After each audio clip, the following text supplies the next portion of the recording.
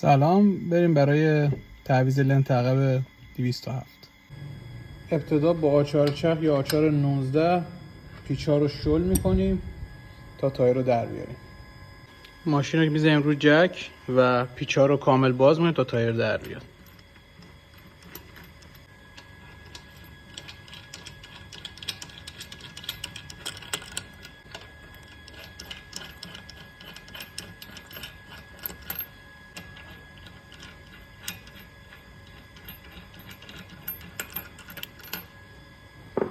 حالا تایر رو کامل در میاریم.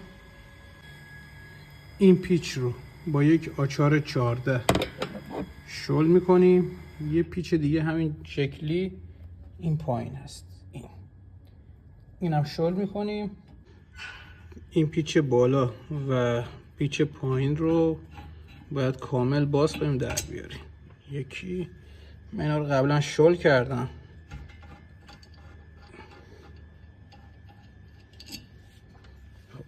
حالا این تیکه رو کامل در میاریم به این شکل. این کفشک ها رو به این صورت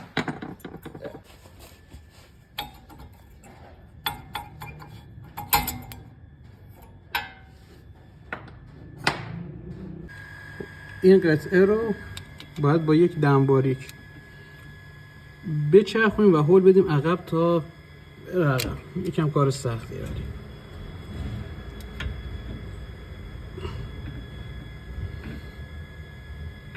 اگر لنت جدید تو این تیکه آهنی رو نداشت از رو قبلی درش بیارید و رو جدید سوارش کنید. لنتی که این تیکه فلز رو داره واسه عقب و باید حتما پایین باشه. داخل دوتا شیار جاش میدیم. اونم که هیچی نداره رو این وری جا میدیم به این شکل. وقتی که لنت ها رو جا زدیم، حالا این قسمت ترمز رو میذاریم سر جاش.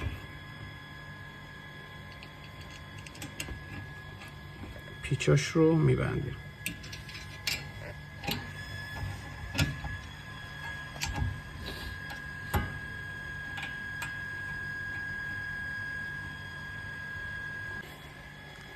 با یه آچار 17 این مهره رو میگیریم و با یه آچار 14 این رو سفتش.